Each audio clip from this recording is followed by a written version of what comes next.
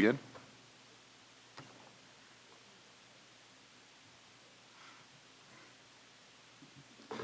Good evening, everybody. There's a lot of you out there today. You know, it's interesting because this will probably be the last meeting. It's just the four of us. And I believe the majority of these people will probably be on the PPC next week, so we will have a large ensemble. But we would like to begin, and we'll call this meeting of the Planning Policy Commission to order, and it is currently 6:30 p.m. Today's meeting is a hybrid meeting. The Planning Policy Commission is in person, but staff or members of the public may be attending virtually or in person. Kristen, do we have a quorum this evening? Yes, we do, Chair. Okay. So our first bit of housekeeping is to take care of the approval of minutes from February 13th. I assume all of you have read your packets. Any questions, concerns? Hearing none, those minutes are approved. And we're now going to move into general public comment. And this is for general topics for the Planning Policy Commission. There will be a separate public comment time for the hearing itself. And I do believe, staff, we have a few people signed up to make general public comments this evening. We do. The list is being collected right now. Okay.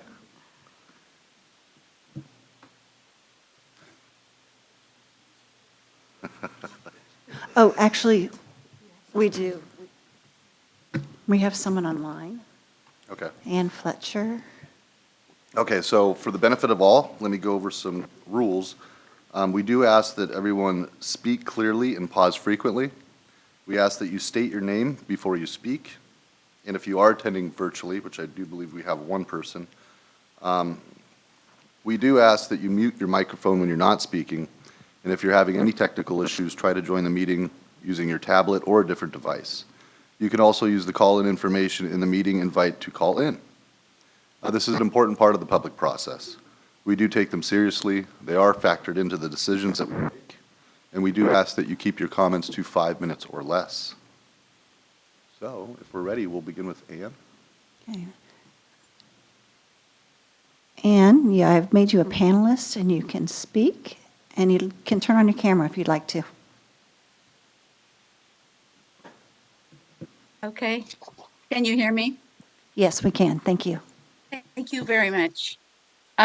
Yes, my name is Ann Fletcher, and I am a resident of Issaquah. Good evening, commissioners.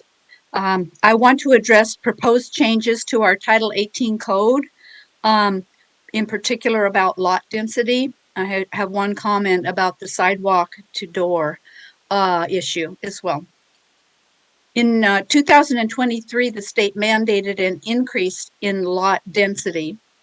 And in the packet, it said that zoning requirements must allow at least 2 units on one lot and 4 units per lot if located within a quarter-mile walking distance of a major transit stop, or if one of the homes is an affordable unit. And I appreciate the Planning Policy Commission previously recommending staying with the 2 units per lot rather than the 4, and I urge you to continue to stay with that position. As a nearly 40-year resident of Old Town neighborhood, I have appreciated its eclectic quality and the current ways we already have to increase our density. Besides single-family homes, we are also zoned for duplexes and attached and detached accessory dwelling units, etc. And I approve of most of the proposed changes that you're considering to make these methods work even better. I do have one concern with removing a sidewalk to door path and having people use the driveway instead. For me, keeping people on walkways and cars in driveways and keeping them separate is a safety issue. I also see the value of allowing 2 units on a lot, but I think that 4 units is excessive for the following reasons.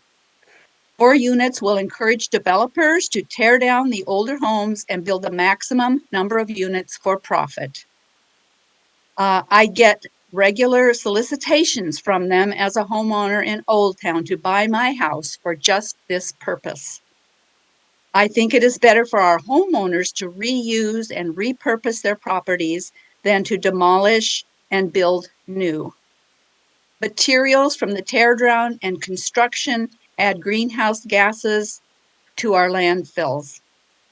And even if one of the 4 units is required to be affordable, this can't be enforced and the rents can later be increased. This very thing happened to my own niece. She started in an affordable unit when she was starting out and not making very much money, and she couldn't afford the increases that they ended up making quite quickly.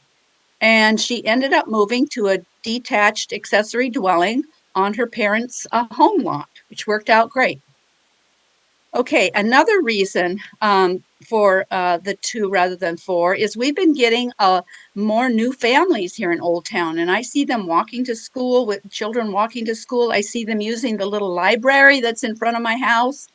And these families can afford some of these smaller, older houses, giving their children a yard to play in and space for gardens.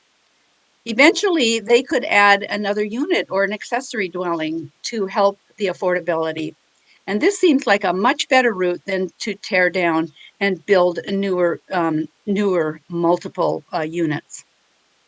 With the 2 units versus the 4, we will also have a healthier environment with more pervious surface. This will have better stormwater control and less flooding.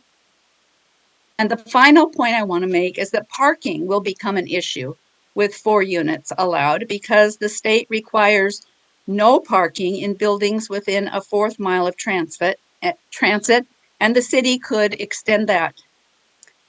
Old Town is close to transit, and Old Town really does not have the capacity for that much street parking with these if it's not provided. And especially when there are big events, which happen often, we experience them down here, and it's just all part of living down here. But there are events in the urban core and nearby community center and schools that increase parking needs down here. And so to have the residents also trying to park on the street is not really compatible. Thank you very much for listening to my comments. Okay, thank you. Is that all of our virtual attendees? Yes. Okay. We'll begin with our attendees who are with us in person. And I believe, Amanda, you have the list. Someone has a list. Genevieve?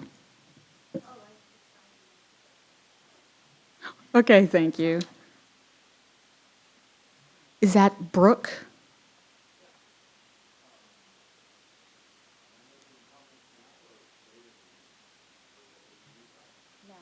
You can make them now, sir.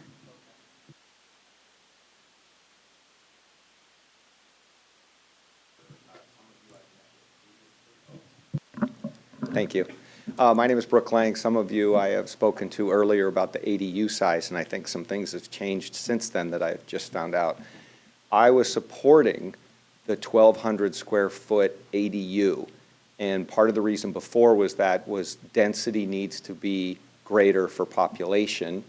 And when you look at taking care of elderly and elderly parents, you cannot get 2 separate rooms plus a caregiver room in an ADU to take care of parents.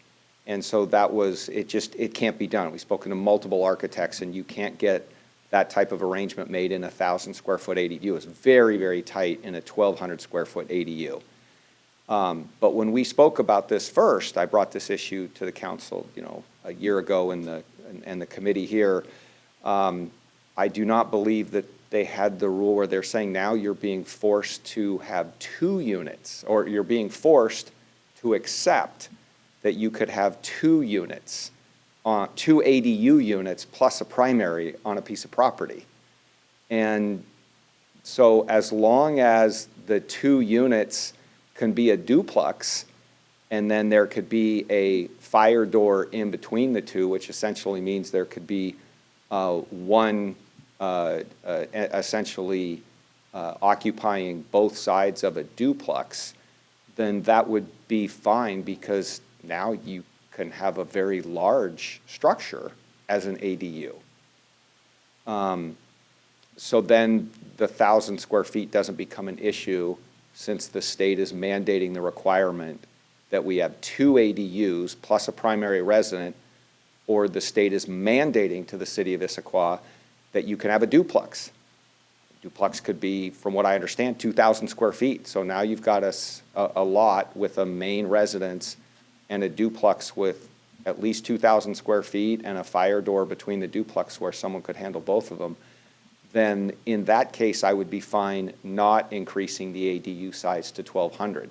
If that's not the case, if that's not possible, then we need to go back to increase the duplex to 1,200 square feet. Now, I understand that. That means because the state is mandating to you, like you do not have a choice, that you will have to have a primary residence and then 2, like 1,000 square foot each ADUs. And now I'm telling you to say, well, make at least one of them can be 1,200 square feet. I get it. That's a big ask. That was not what I talked to the city about over the past 24 plus months, about only one unit being 1,200 square feet. But nobody in this decision process can overdo what the state has done. So as long as all of you in the Planning Commission and all the way up to the City Council are fully aware that if we can have a duplex with a fire door in between them, where both units could essentially be occupied by one party, 2,000 square feet is fine for an elderly couple to maybe occupy one side and a caregiver to be able to occupy the other side with a fire door in between for emergency purposes, taking care of people. I think you all understand what I'm trying to say, and I can follow up with you if anybody on the Planning Commission or anyone else has any questions about what I just proposed or said. Thank you very much.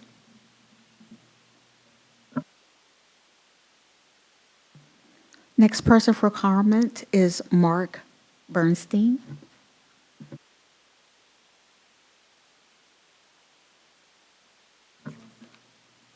My name is Mark Bernson. I've been a resident of Issaquah for 69 years, and I've lived on Bush Street for 66 of those years. My wife and I bought our my folks' primary residence and remodeled it, built a new garage, all these other good things to improve it for our growing family. My grandparents have been in here in Issaquah since the 1800s, 1880s. With my background in Issaquah, when I was a kid, lots of young kids in the neighborhood. And it was a wonderful place to grow up. And we had a real unique mix of old and young folks. The old people were like additional grandparents in the neighborhood. They kept an eye out on us. It was just a really, looking back at it, you don't appreciate it when you were a kid, but looking back at it was really, really cool. And they watched out for us kids. And if I was getting in trouble, my mom would be standing on the porch waiting for me, because the relatives on the street had called her and said, hey, this is what he's been up to, you need to address it. So at any rate, it was really cool. And when I bought the primary residence in '82, that I grew up in for my folks, I had kids, and the dynamics of the neighborhood had completely changed. Hardly any young kids in the downtown area at that time. And you didn't have the sense of community. Well, now with the housing, we have a lot of young families moving in the neighborhood. We've got lots of kids on the street now, and it's one of the last places, I think, in Issaquah where if you're just getting a start in life with a new family and you're trying to make ends meet, Issaquah is still affordable. Some of the little houses, and a lot of people have put a lot of time and effort. All the major houses on the street have been completely redone. They're beautiful on the inside, and they've tried to keep the outside character the same. And it's a feeling of community that you just don't see elsewhere. A lot of other neighborhoods and other cities they'll come in and they'll put all these homes built very similar time, and it's different. You don't have the relationship with the people that live in that neighborhood. And, you know, you come off the highway and you come into the old part of town, and that's unique for this region. There's a sense of community with the new and the old now that harkens back to the days when I was a little kid with the old and the young. And now I'm the old part of that neighborhood. But it's, you know, we know all of our neighbors. We get together on a regular basis. We have acquaintances, but we also have a lot of friends in the neighborhood. And we've taken a lot of pride in our homes, remodeling them, updating them, and this, and that, and the other. ADUs, I think, are a great addition to the neighborhood. And I would be in support and in favor of the 2 units per lot. But beyond that, I have some concerns. One is it's going to take away an opportunity for young families to get into a starter home, a home that they can build on, they can build equity, and they can raise their families in a neighborhood where people watch out for one another. And that's pretty unique. You go into any neighborhood in other towns where it's just a whole bunch of new homes and stuff in here, they don't have the closeness that our neighborhood does. And it's been that way all my life, but I've seen the transition from when I was a kid to when I was a young adult having kids of my own, and it was completely different, and now it's swung back the way it used to be, where you have old people like myself and the young mixing, and we visit with the kids walking to school every day, and it's just a real unique opportunity to grow up in a neighborhood like that.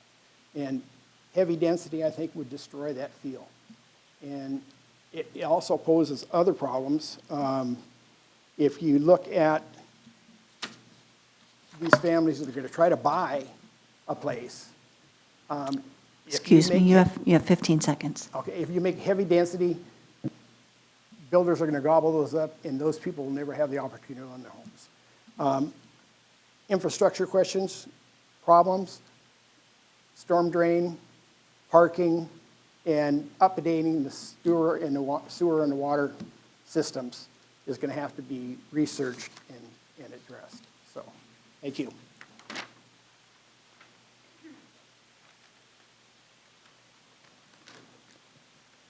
Kim Enfinger. Hi, good evening. My name is Kim Enfinger. I live at 365 Southeast Bush. We have lived on the east side for 34 years, the last 15 in Old Town. I strongly support the minimum 2-unit per lot option because it allows Issaquah to grow responsibly while maintaining its unique character. I am a YIMBY, yes in my backyard, where we are proud to provide additional housing in our backyard ADU. I have 3 points I'd like you to consider. First is preserving Issaquah's character while expanding housing. Issaquah is a city with a rich history, as Mark has described, and an endearing charm that makes it a special place to live. The 2-unit proposal would not unduly diminish that character and can actually enhance it. By allowing 2 units per lot, we can thoughtfully promote middle housing, meet mandated state requirements, while maintaining the distinctive look and feel that makes Issaquah so beloved. Rather than exceeding the state requirements without the benefit of full impact analysis or case study, let's do a really good job the Issaquah way. We do not need to be a Redmond, a Bellevue, or a Kirkland when we grow up. Second is building on proven success. We have already seen middle housing succeed in Issaquah, particularly in Old Town.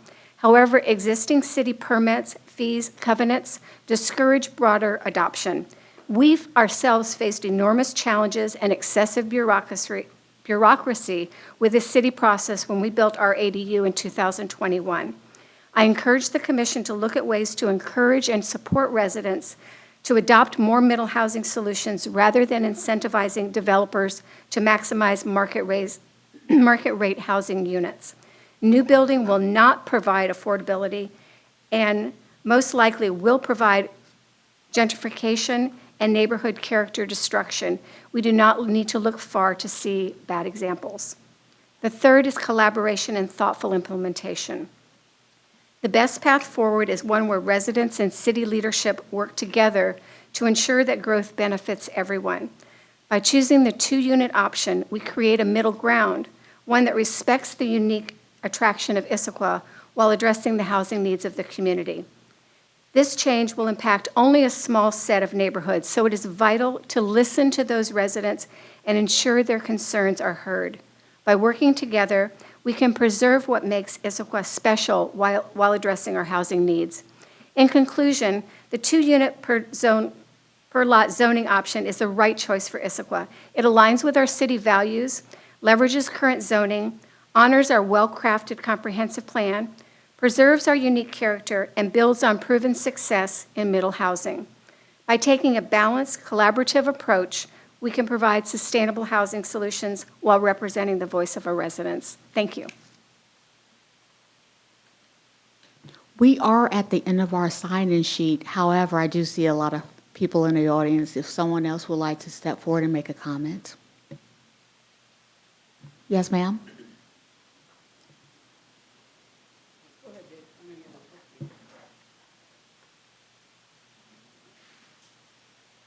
Good evening, David Kapler, 255 Southeast Andrews Street, a very short walk from here. When we chose we were out in the rural areas, May Valley. Our kids couldn't ride their bikes on the May Valley Road, and a lot of things we couldn't do. They had friends in the city, and we were really looking specifically in this part. We found a house, fortunately, that people were reluctant to give up, but they had other issues they had to move. One of the things our community has been strong at has been intergenerational.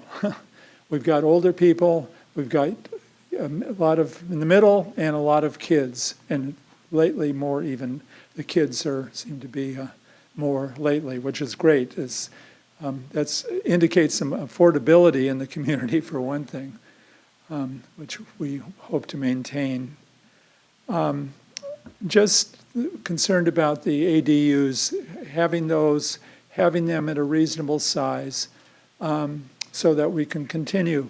In our family, we had the 2 kids and raised the kids, but we also ended up with my wife's mother lived with us for a number of years too, and that was very, very valuable to our family. It was very valuable to her life. She could continue being on the library board and her different other groups she was involved with. And it was just a great community.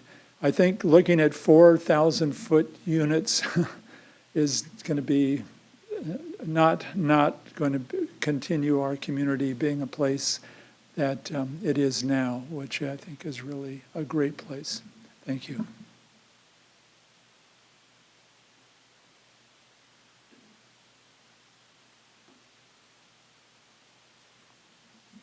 Good evening. My name's Nancy Davidson, and I live in Old Town. I'm also a resident of the city of Issaquah. I want to thank the commission for recommending densities consistent with the state mandate of 2 units per parcel, which provides an opportunity for gentle and reasonable densification of our neighborhoods. However, there seems to be a push by the council to consider going to 4 units per parcel. 2 of the neighborhoods that are most impacted by this are Old Town and Squaw Mountain because of the state legislation exempted neighborhoods with homeowners associations. Old Town currently has a lot of middle housing with ADUs, duplexes, and divided houses. However, there is interest in redeveloping these neighborhoods since they have tended to have lower housing prices due to the older stock of the houses, their older homes, making them more cost effective. We don't need builders to come in and start tearing down these homes for larger units, similar to pencil houses that you see in Bellevue, Redmond, and others. A pencil house is a 2,000 square foot, 3-story building, which puts 4 of them on one single lot. Often they're purchased for a certain price, and the houses are then sold, each one for the same price as what you just purchased that lot for. That's not something that's the Issaquah way. Super profitable houses does not necessarily make them affordable. Gentle densification by starting with the 2 unit per parcel will protect the character and feel of these neighborhoods. This will allow existing property owners to add ADUs or to divide their homes to provide additional housing. Some of the challenges of increased densities above the 2-unit per parcel are impacting the city's character and infrastructure, some of which I'd like to go over with you in terms of my point of view of how it might look. The character. The character of the Old Town and Squawk neighborhoods are unique and will be impacted by higher densities. The Old Town neighborhood predates the suburban, car-oriented forms of other parts of the city, thus adding to its tight-knit feel, which many have described here, small-town charm, and its authenticity. This charm is something noted by visitors and sets Issaquah apart from nearby cities of Bellevue, Redmond, and Kirkland, who have lost their small-town feel and replaced them with highly urbanized areas. Squawk Mountain, on the other hand, is well known for its towering evergreen trees, its wide range of views, and wooded lots. These characteristics are important to this community and should be preserved for its residents. The other thing that you might want to be thinking about along this line as you consider densities is parking. Parking is a challenge, particularly in the Front Street area, and it often spills out over into the Old Town neighborhood. Old Town street parking is already heavily utilized by current densities, and many houses lack driveways and garages. Adding 3 more housing units per lot will exacerbate this issue. Stormwater. Much of the existing stormwater in the Old Town area was built over 50 years ago with corrugated metal pipes, and they are beginning to fail. Streets do not have drainage systems and catch basins to convey the runoff, which can infiltrate and recharge our aquifer. Higher densities will exacerbate this issue because there will be more impervious areas built and less areas for this water to go. Sewer capacity. As you look at higher densities, there will need to be an increase in an aging sewer system. This also needs to be considered as you're talking about lot sizes. Water supply, sorry to hit all these, but the Old Town neighborhood is located within the critical aquifer recharge area for the city's municipal wells. Recharge from stormwater infiltrates into the impervious areas and allows it to recharge our water supply system. By adding higher densities with more impervious area, more coverage of those lots will reduce our recharge to our groundwater system and our wells. And finally, trees. The Issaquah Climate Action Plan and the Comprehensive Plan set a tree canopy target of 55% by 2035. To achieve this, trees in Old Town and Squawk Mountain neighborhoods need to be retained and preserved. Higher densities will not provide for that. In summaries, Issaquah's planning must balance housing needs with the preservation of our community's quality of life, environmental sustainability, and infrastructure capacity. Increasing the density on a parcel from 2 units to 4 will significantly impact these neighborhoods. I encourage you to continue recommending to the City Council staying with the 2 units per parcel. Thank you very much for considering. I'd like to offer my comments to the clerk to be included in the record.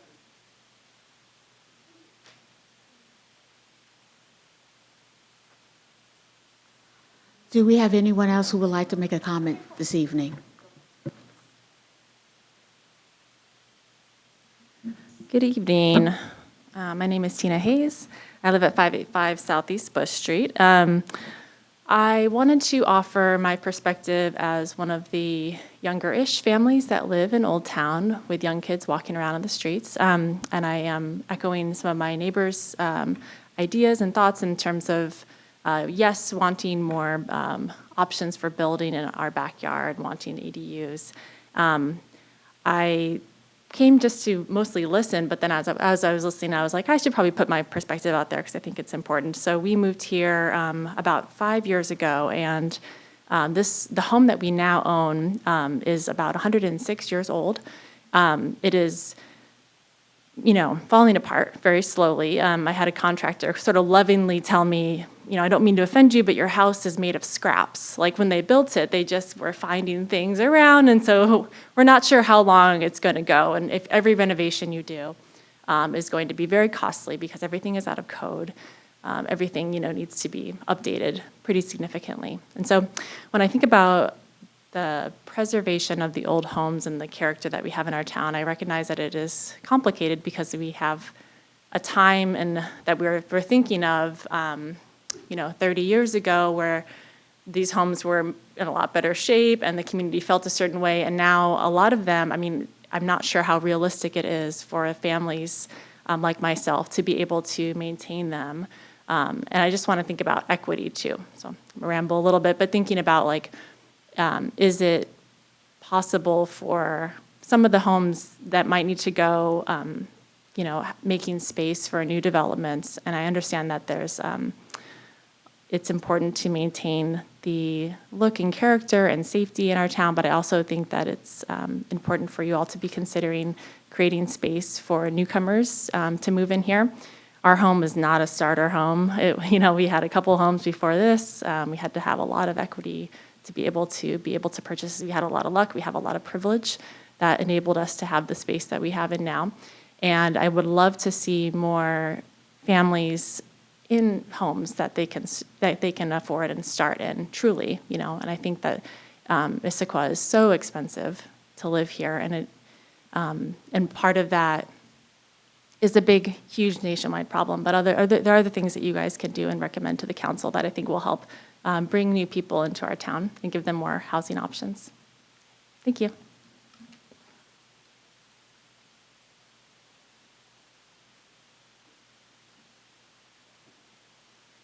Hi, good evening. My name is Wendy Pickering, and my family's been here a long time, since the 1860s. I didn't grow up here, however, but we made the very wise choice of moving to Issaquah 24 years ago, and we live at 285 2nd Ave Northeast, just north of the Memorial Field. And we didn't know how wonderful it would turn out to be that we chose to come here from Seattle. And I think we all know the crisis of affordable housing and just the lack of housing in general that's hit our whole state and Western Washington and King County. We also know in response to that the state has been working and trying very hard to figure out how to deal with that and mandating now this construction of housing in the 2 to 4 to 6 units per lot. And my understanding is that the commission has recommended we stick with the 2 for now, and that I greatly appreciate and want to thank you for, and like the others standing up here, continue to advocate for. Many of the same reasons, and I share virtually everything everybody has said so far. But I have a number of concerns, and I also just basically am here to advocate for this approach of gentle density as we begin to build and incorporate new housing into Old Town. I'll let others talk about squawk because I don't have any experience with that. So one of my concerns has also to do with congestion, traffic, safety on our roads. And we do pride ourselves in our walkability, and I and my husband and my dog are some of those who walk literally every day all around Old Town. And as a matter of fact, as I have testified to the city council in the past here in this room, it isn't actually safe, and it isn't actually friendly in a lot of ways. And nearly on a daily basis, when we walk all over, there are any number of intersections and hotspots that we have been almost hit numerous times. And I have given a whole list of those hotspots to the council in the past.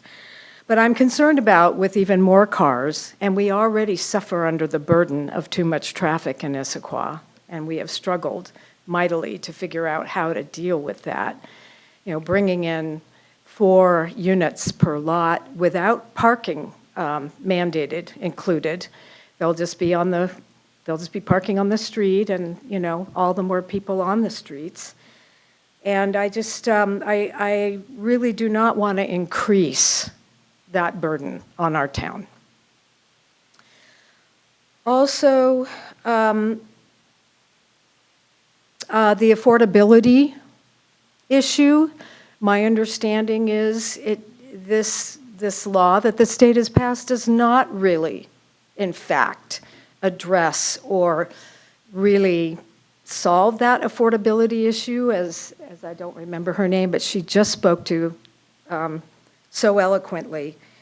And my understanding is that if they build the 4 units, only one of them technically has to be affordable, and the rest are going to be sold at market rate. And so I don't think that's not going to encourage young families and people who struggle, who can't just come in at that level. And I would love to see more affordable housing in Issaquah in a really genuine way so that people can come and join us here, people of all ages. And so in a way, I feel like this push maybe kind of just benefits the builders and the developers and not really the community and those who might wish to move here. I'm also really concerned about environmental impacts, and I won't go back through things. Nancy just did a fabulous job of breaking that down. I apologize, but you have 15 seconds. Okay. So as someone who loves my town, I cherish it. The historic, quaint nature, the sense of community, everyone's already spoken toward that. I really also want to advocate for the 2-unit approach to begin so that we can take it slow, not go 0 to 60 out of the gate, and see how that goes, like a test case. See how it goes first. Let's go slow. Let's think about really carefully what we're doing and making it always affordable, sustainable, and that sense of strong community that Issaquah has. Thank you so much for your time.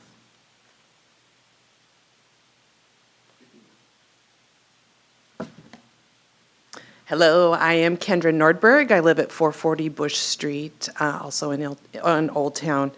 First of all, I just want to thank you for your service. It feels like this is an overwhelming task to me. I can't even imagine what this is for you. I'm just starting to catch up. So if my comments aren't quite on point, you'll know why. But anyways, I've lived here for 25 years, just a short amount of time. But in that time, I've seen Issaquah grow and grow and grow. Some of the growing pains have been wonderful. You know, we got Costco. That was awesome. We got more than 2 grocery stores. That was awesome. We got Target. That was awesome. But with all those changes, traffic increased, and parking decreased through all of these changes. We have an issue. I was going to use this letter, and now I'm on actually a different thing. Anyways, we have so much traffic on 2nd Street because we have 3 schools, a community center, and various storefronts, restaurants, whatnot. The amount of parking in Old Town is very limited. Plus, the residents that live there actually park on the street. I don't have a garage. Why? Because I have an ADU. So I don't have a garage. I have to park on the street side. Sometimes I can't even park in front of my own house. So if we grow too quickly and parking decreases, we're going to have a real hard time just parking our own vehicles. So as we go, so I have traffic is, if we remember when we didn't have Sunset here, the Sunset exit, if you are old enough to remember, going from I-90 to the community center was almost an hour during traffic. It was hard to get to my house just coming from Kent because I couldn't get there quickly. That provided a great service. But now, as you can see, as we build more things, guess what's happening? Traffic is building up once again. So as you make these considerations for is 2 better or is 4 better, could you please consider what that will do to our traffic? The other thing, and parking. The other thing I'd like you to consider is just the quaintness of our town, right? We have a really unique area here. We do have new structures in the Highlands. We have new structures downtown. But we have this beautiful sense of Issaquah downtown. It's been here for, like they've said, hundreds of years. It's got great historical value. It has great community value. It has walkers, hikers, bikers. I mean, this is rare. It reminds me a little bit of Redmond. And Redmond had this quaint town going on for a long time. It had an absolutely amazing downtown, old buildings and houses all mixed in with it. It was awesome. And what did they do? They sterilized it. They have these big buildings with the storefronts underneath it, and everything looks the same. You kind of look in the storefront and you're like, it's another store. It's another restaurant. It all looks the same. I was just there. Kirkland did the same thing. Kirkland had a great downtown. So fun, so eclectic. So I hope that when you make these considerations, you'll at least consider these 2 points. How will it affect traffic? And how will it affect our community, how it looks? Like let's be unique. Our ADUs are taking care of some of the middle income or the middle housing. So consider that. But you have a hard job. I appreciate what you do, because not everybody gets involved with government, and this is my first council-ish meeting. Yay, me. So if you would just consider those things. I wrote my thoughts down, and I will hand them to the clerk.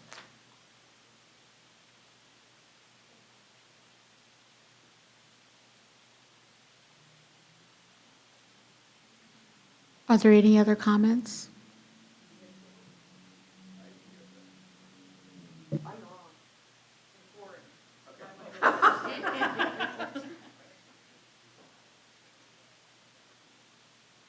I was just writing down some notes, but I'll try and wing it. So my name is David Griffin, and my wife and I just bought in Issaquah last August, so we're excited. We were living in Sammamish for a couple of years before that.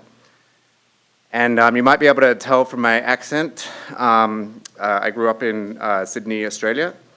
Specifically, I grew up in a suburb called Turramurra, and the local government there is called Ku-ring-gai. So something it has in common with Issaquah is that those are native names, like Australian Aboriginal, Native American names. Something else it has in common is it's Turramurra and Ku-ring-gai is known for being like really leafy green trees, like a beautiful area, like relatively affluent, really nice place to grow up. Also had relatively good public transport links, because there's a train line that went through there called the North Shore Line, and has lots of more stations than most of the train lines in Sydney, like per mile. Like one of them was put there back in the day because of a private school. So like in Harry Potter, the school had a train station basically.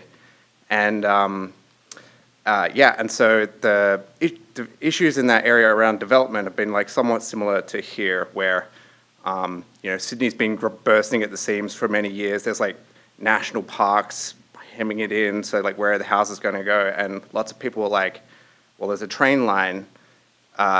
Maybe we can put people near the train line and the highway, and that seems like great. But of course, when I was growing up there, probably 20 years ago now, the issues, there was like a big campaigns where I was like going to school via the train, and there's like people handing out pamphlets at the train station, Save Our Suburbs. And then when I was old enough to vote in the local elections, it was like the Save Our Suburbs party, the Green Party, the Developers Can Get F party, and and so this went on for many years, and there was like even a plan. I remember going to the library, and they had like a model of like a proposed like new town centre for Turramurra, and it was like all very nice and stuff. And then eventually all that got like voted down by the local council, and then what the state government did is they took away all the planning powers from Ku-ring-gai Council and some other local councils in Sydney who were being obstinate, and said you can have 5-story apartments like all the way up and down the highway as far as the eye can see. And then even my parents' house, which was like just outside the zoning, they tried to subdivide to make like 600. They bought the neighbor's house, and there was like 2 long, thin lots with the street frontage, and tried to turn it into like 3-quarter-acre lots. And the local council fought them on that. And because the zoning regulations just outside, and then like, just up the road, there's like 5-story apartments. And so basically the story is that at some point, like all of these things are a balance. Like Australia has like a worse housing crisis than, or in Australia they call the housing situation a crisis because of how expensive the cost of living is. So like people got to live somewhere. If you say no, no, no, no for long enough, then eventually like either another branch of government or someone with a lot of money ends up steamrolling you. And so what I would just suggest to people is to think about how we can like do things in a balanced way, Issaquah has a lot of things going for it. We've got I-90, eventually the light rail, hopefully, all these like beautiful mountains and all these kinds of things. So it's really a great place for people to live. And I hope that more people are able to enjoy Issaquah in the future and come live here, and we can do that in a way that balances the amount of development that is likely to happen in the future with some of the concerns that other people, I imagine, are bringing up around the character and like how you do it, all that kind of stuff. So I just wanted to tell that story, and I think that's it for me.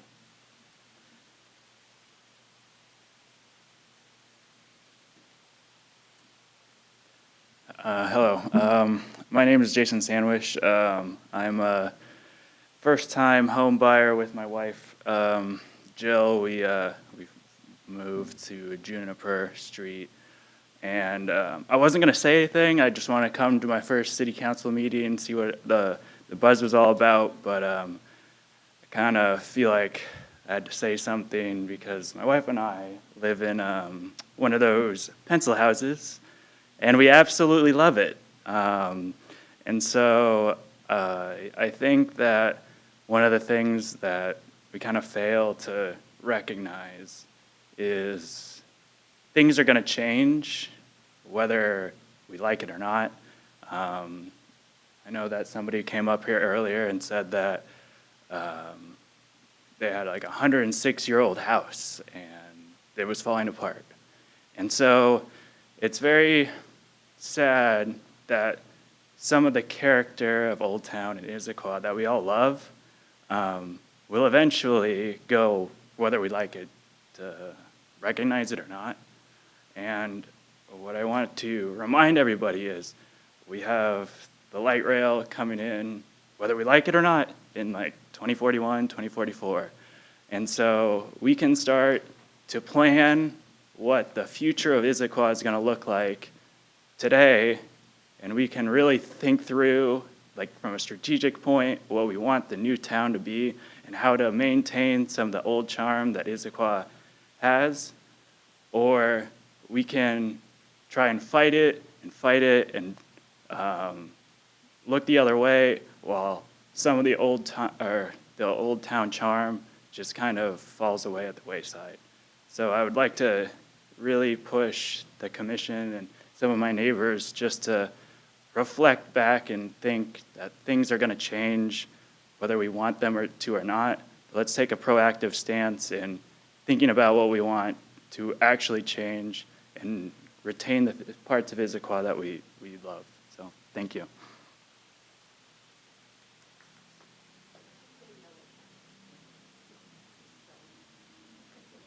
Okay, my name's Connie Marsh, and I'm just going to start it with okay boomer, right?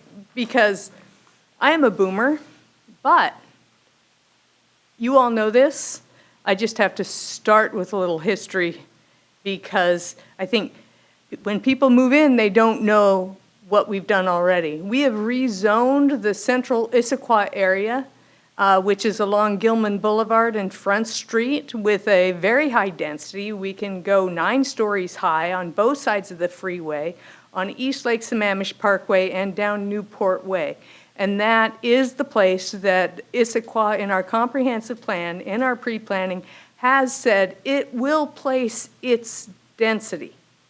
And that is alongside the new light rail that we expect to have come in.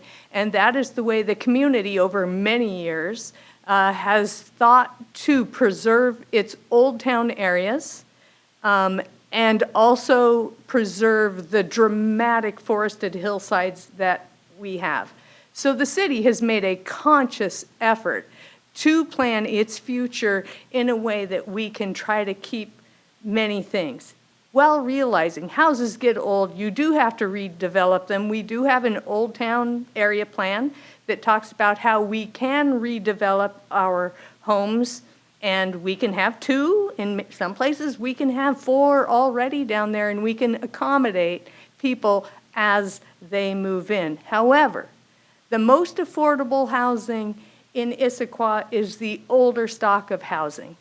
And the newer houses that come in are the more expensive homes. So if we can do as much with our older stock of housing, then we can get that affordability in and the sustainability in that we all cherish so much, while we put our new development and accommodate our people in the correct places. If you look at our statistics, we are not low on our middle housing. We are low on our mid-rise apartments, our 6- and 7-story dwelling units. And so fitting in with the state mandate for 2 units per single-family lot is well below our expectations. We expect way more than that. We just expect to put it in places where we can serve it efficiently and effectively, and people's taxes don't have to go skyrocket high in order to create the infrastructure necessary. Okay, given that spiel, I'm going to get a little bit more toward the code language that they provided for you tonight and some of my confusions in that code language. You have the use table, which is, I believe, E, and then you have language for middle housing, and they seem to contradict each other. And I'm a little perplexed by how you can say single-family, duplex, triplex, and fourplexes are permitted in each of those zones without a footnote indicating that if we're going with what you say, 2 houses per lot, you would have to be within a quarter mile of a major transit stop, or you would have to have affordable housing. If I were reading this, I would say, wow, look at that. I can put 4 units on every lot. Also, everything talks about triplex, but we have no triplex language anywhere. And we have no explanation of how we're going to actually deal with a triplex if we have a triplex, because we only talk about duplexes and fourplexes. So what do you do with a triplex? The parking standards that are written are different than the parking standards that were delivered to you a couple of weeks ago, where they said we were going to have maximum 1 parking space in Thomas's chart. And here it just says you can't have more than 2. So I don't really understand how we get the, we all have to be on the same page. Somebody's going to try to use this. So I don't want to read the whole code and my problems with it. I suggest that it actually be sent to Development Commission, because that is what they do. They actually implement code, not on this small of a scale usually, but they know how to read it and they know how to look for the problems, and then they can come back to you with recommended changes. And they actually look for these, okay, they look for these particular issues. So if you ask for that, then we can, they can hash out the details, and I don't have to try to get them all down in 5 minutes. Thank you.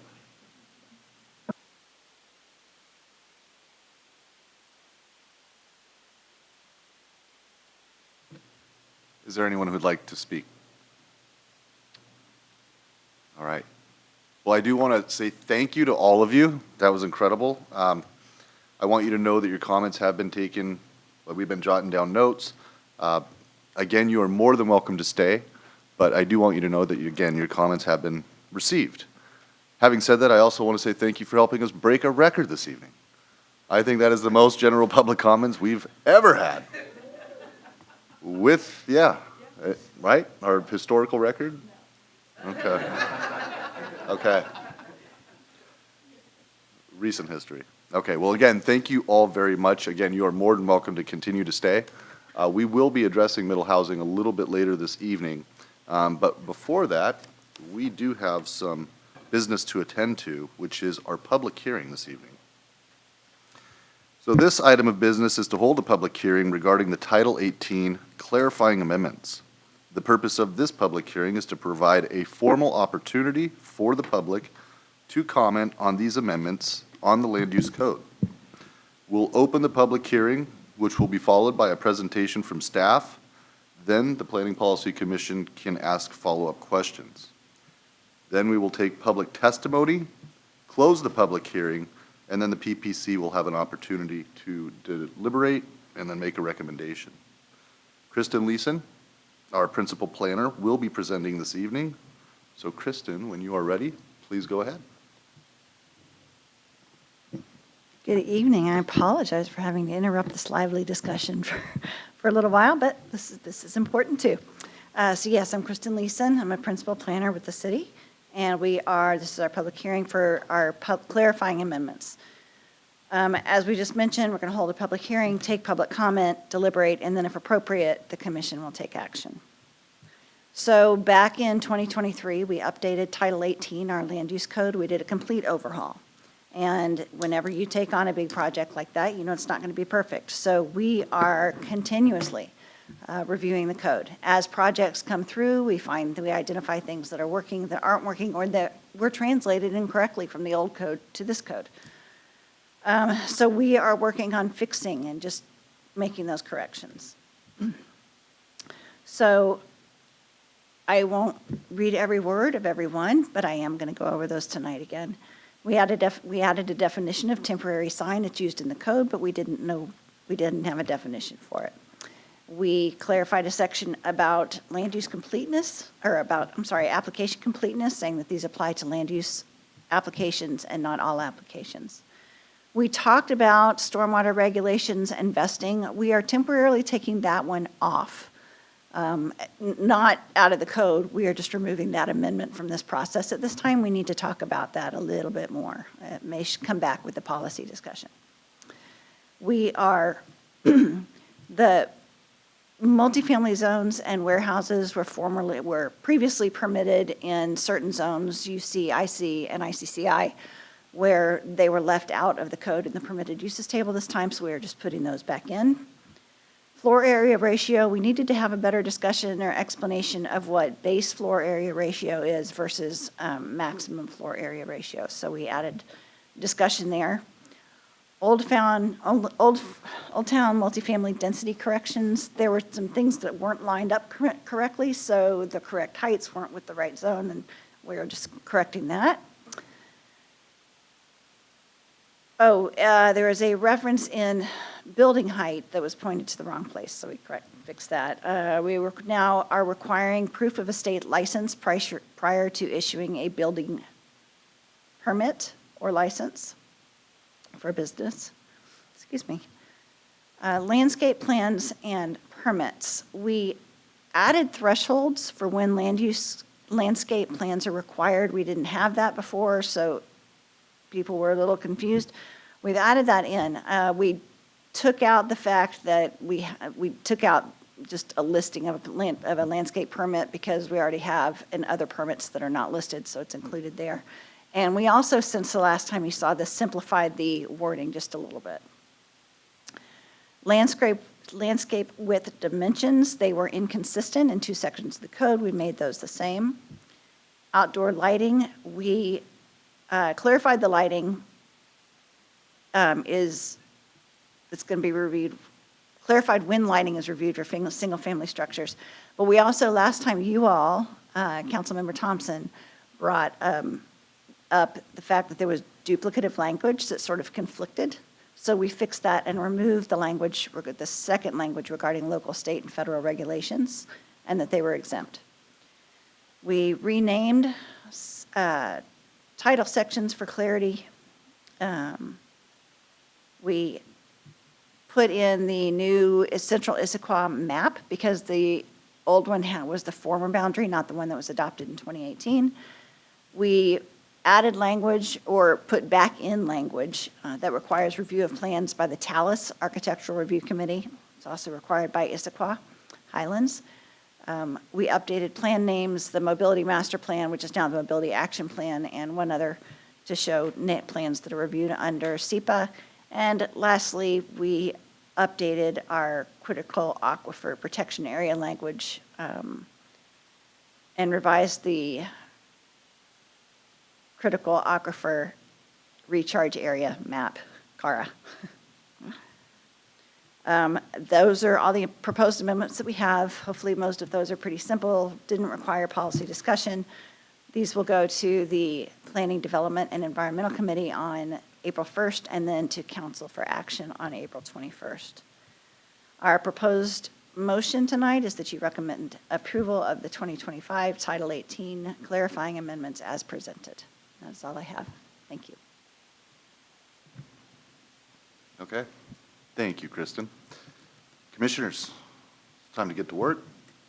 Do you guys have any questions, clarifying questions, anything to ask? Again, this is a pretty straightforward, these are clarifying amendments. The policy discussion will be coming later this year to actually affect change to policy, but this is, again, more technical issues. So again, it's pretty straightforward stuff. The city's doing some house cleaning. We have no questions. So having said that, we're going to go ahead and open the public hearing at 7:31 p.m. Kristen or Amanda, has anyone signed up to speak for the public hearing? No, Chair. Does anyone want to speak on the public hearing? Connie, please.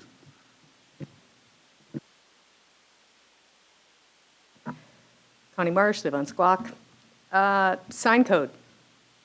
I was the one who found there was no sign definition. As we were cruising through the sign code, we realized the sign definition in the past had requirements that the signs actually have the person who owns the sign on the sign so that one could understand if they were an abandoned sign or not. And they also used to have a time period that they could be up.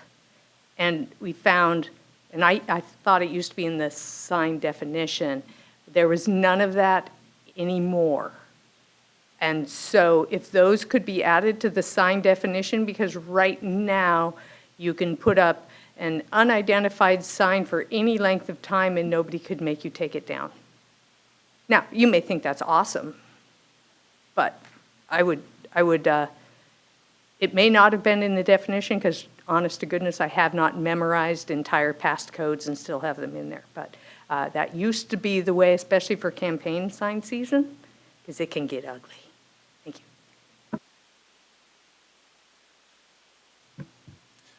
Thank you. Would anyone else like to speak?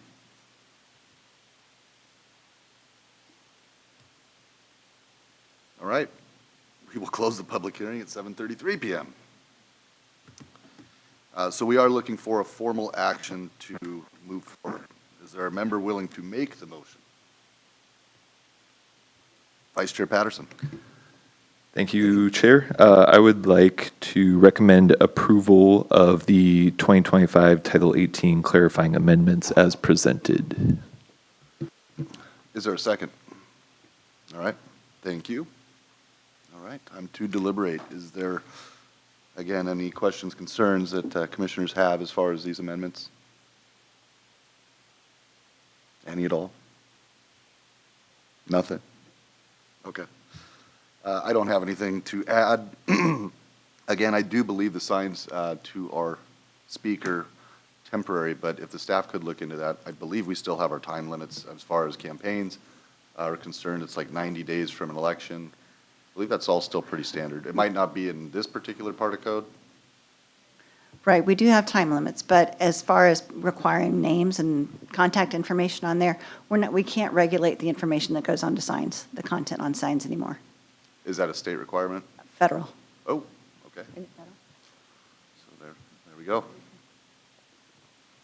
All right. There's a motion on the floor. We will take a vote. All in favor of the motion that is currently sitting on the floor? Everyone want to say aye? Aye. Aye. So that passes unanimously. Thank you.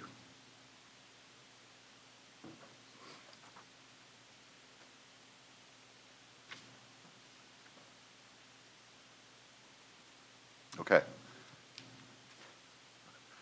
And Valerie is the popular one today. And we are going to move on to our next item of regular business. And this time is to review the proposed amendments for the middle housing project. Valerie Porter, our associate planner, will be presenting this topic. And Valerie, when you are ready, please go ahead.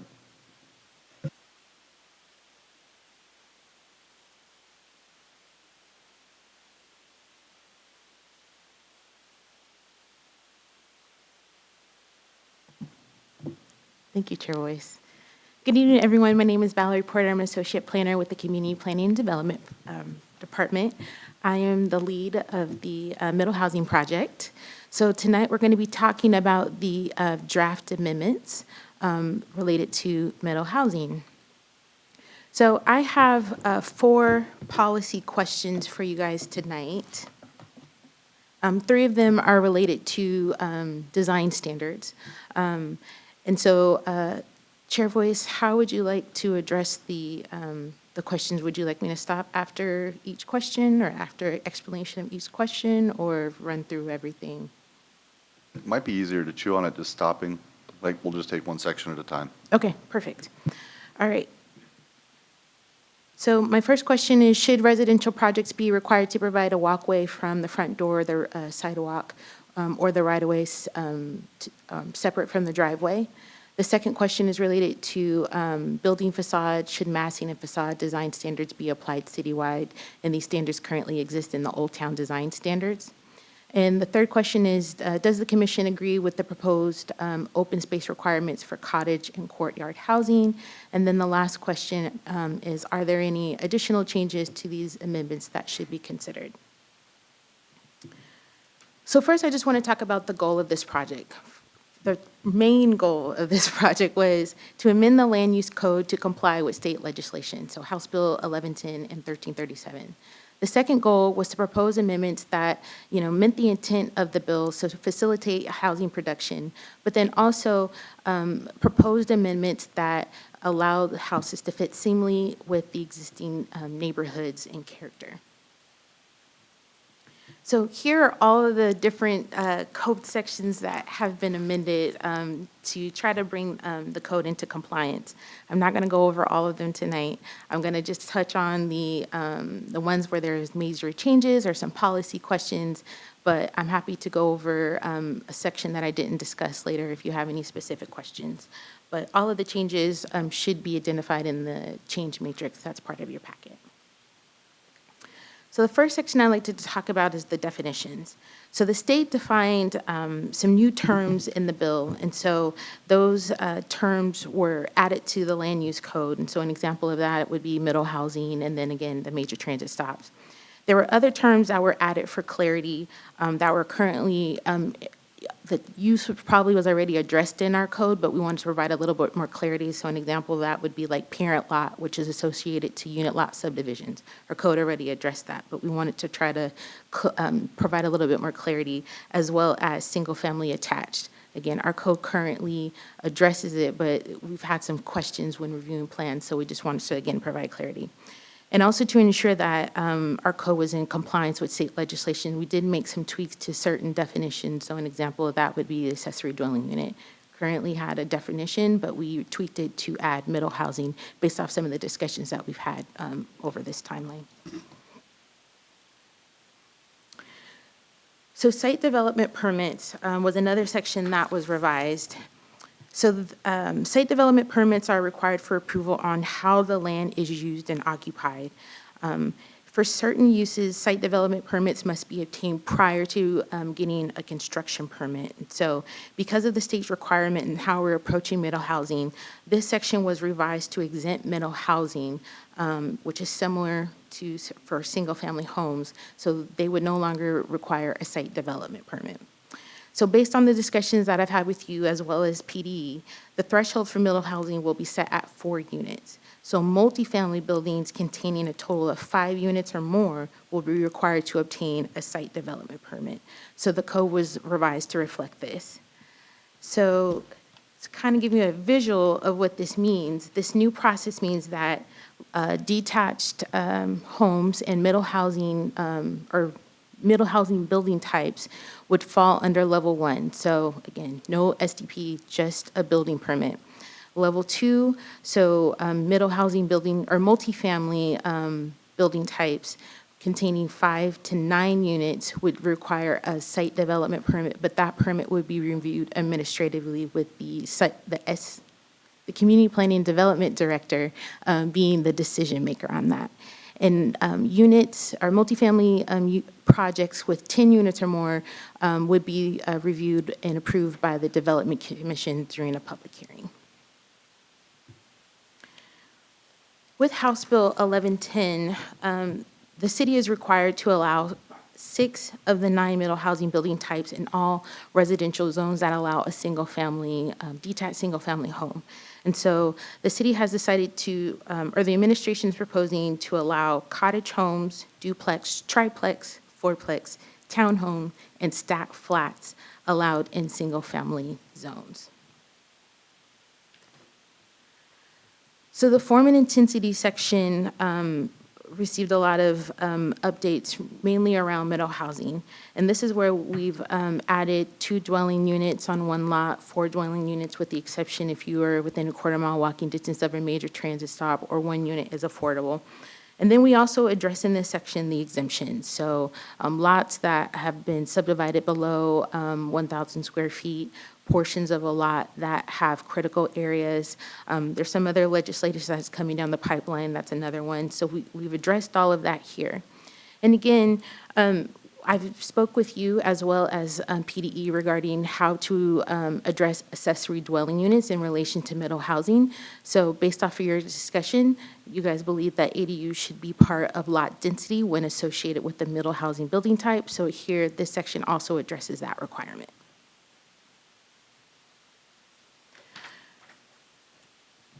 The accessory dwelling unit section received a lot of changes as a result of House Bill 1337, and also, again, having to allow ADUs be constructed in association with middle housing.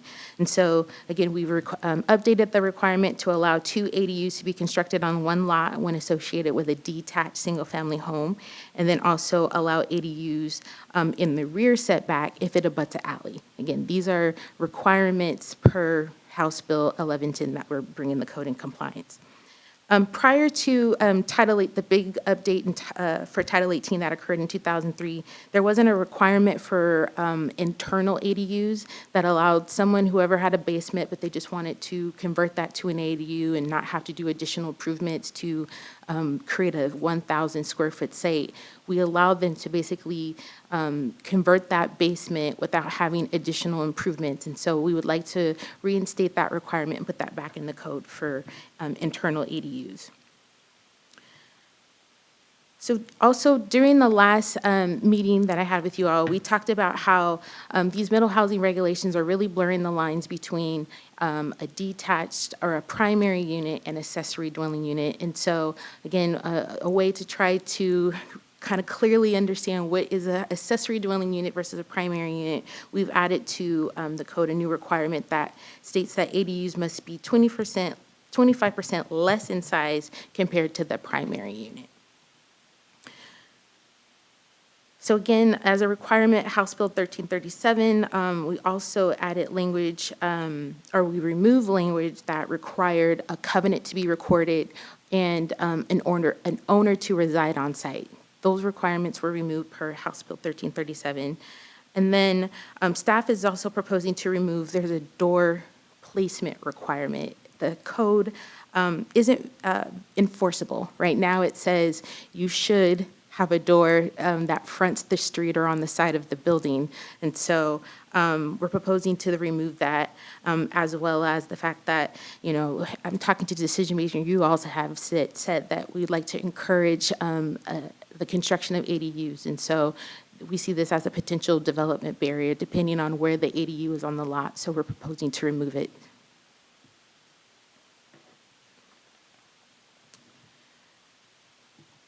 So another section that received a lot of changes was the single-family design standards. House Bill 1110 states that middle housing regulations cannot be more restrictive than those for a detached single-family home. So to address this, we're basically applying the same code requirements for a single-family to a middle housing building type.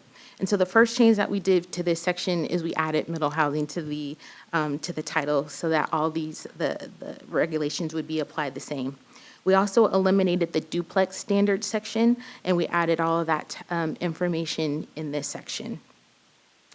We're also proposing to remove, repetitive standards that previously only applied to central Issaquah or some of the urban villages. So example of this is currently we have a code requirement that states, the garage must be set back 5 feet from the living space. So again, prior to the update in 2013, this requirement only applied to lots within central Issaquah, Tallis, and the Highlands. And so it was really meant for those lots that were within areas with higher density and had a build-to line, not a building setback line. So the difference is building, you have to build between 0 and 10 feet versus a building setback is you have to be set back from the right-of-way 10, 20 feet.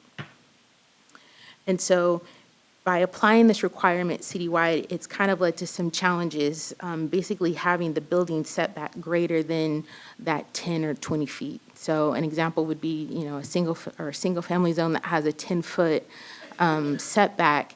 Say they wanted to have a driveway in front of their garage, because of the driveway requirement, they now have to be pushed back 18 feet. But then with the 5-foot setback requirement from the living space, now it's being set back 23 feet. So you went from 10 to 23. So we're proposing to remove this requirement. So now I'm going to get into the first policy question, which is, should residential projects be required to provide a walkway from the front door to the sidewalk or the right-of-way separate from the driveway? So for some of you guys who joined the middle housing tour, I actually posed this question while we were out looking at different middle housing types. And so currently, the land use code requires all single-family homes to provide a designated pedestrian connection from the front door to the sidewalk that's 5 feet wide, and it must be separate from the driveway. So why am I asking this question? I'm asking this question because in some single-family zones, they're only allowed to cover 30 to 50% of the site with impervious surface. And so that impervious surface includes your building, your walkways, your patios, your decks, and that really starts to add up when you're, trying to construct. So every inch counts. And so this could be seen as a potential barrier. So we wanted to pose the question to you all. So I tried to come up with a list of pros and cons for whether to have a defined walkway or to not, require it at all and have possibly someone walk through the grass or a driveway. So having a defined walkway ensures that there's an easy and safe walkway, especially for those with mobility challenges. A walkway also lets someone know exactly where the door is if they're trying to get to the front door. It also creates a cohesive streetscape for the neighborhood. But however, it does, again, count to the impervious surface, like I said previously. So if this requirement were to be removed from the land use code, access to the front door will be determined by the developer. So it doesn't mean that a walkway will never be built. It just means that the developer will have the decision whether to build it or not. Also, removing this requirement kind of gives some design flexibility back to the designer. So they could, instead of having a continuous walkway, they could do some pavers or something decorative. Because this is for homes, single-family homes, it's going to have less traffic. So it's not like a commercial structure. So maybe that might something that you guys should consider when thinking about this. So again, the first question is whether or not we should continue to define or require a walkway from the front street to the sidewalk, or should it be removed? Great, thank you, Valerie. All right. Commissioners, feelings, thoughts, questions? Sure. Commissioner Krass. Hi, Commissioner Krass, thank you. So I have a couple questions more about the flexibility of what our tool set is. I think it is good to encourage developers to have that. I think it's a nice to offer people different ways to get to the front door and not have to walk down the driveway, especially if you have a car in the driveway. But the two things I have questions that are they even allowed to be flexible? One is the 5 feet, because that's pretty wide. I mean, that's a pretty big, and maybe if you use different surfaces, like pavers or whatever, it may not need to be that wide. That's part one. And then the other one is there flexibility if we want to encourage this instead of require it, where we give some flexibility that it does not count against impervious surfaces if they use certain types of walkways. So they can do it, but then they don't get dinged for it. Because I know I live in a new home built 9 years ago, and I mean, I look back at the old plans, and they took it to the edge on a small lot, and they had to be very thoughtful of how big the back patio and all of that. So is there flexibility on either of those two pieces? We did something similar, reducing the impervious surface for accessory dwelling units previously. We reached out to our city attorney, and they advised us to not do that. That was not a good idea. So no, if there's impervious surface on the site, we would have to count it. And again, at this time, we're not proposing to reduce any of the zoning standards, so impervious surface would be one. There would be a lot of analysis that would need to be considered in order to reduce or make any changes to the impervious surface. Your first question, is there some flexibility or a different requirement? Yes, we can reduce it down to 4 or 3. I believe the building code in certain instances requires the walkway to be at least 3 feet wide. And where did 5 come from? I'm not sure. Okay. What? Side-by-side wheelchairs? I mean, that's like 3 feet's pretty wide, but. 5 ADA is feet used to be ADA the, is 5? Okay. 5 feet used to be the standard width for sidewalks. Is that right? Just regular sidewalks, yeah. Oh. They've gotten bigger, but that used to be the standard width. And the fire department actually requires 4 feet. Okay, for that's good to know. gurneys and stuff. So 4.